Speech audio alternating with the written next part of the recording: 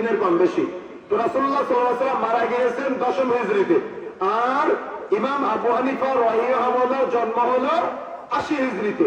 বলেন তো মাঝখানে কত বছরের পার্থক্য? যুবক ভাইয়েরা আপনারা কথা বলতেছেন না কেন, নাকি বুঝেন না? কত বছরের পার্থক্য মাঝখানে? 70 বছরের পার্থক্য।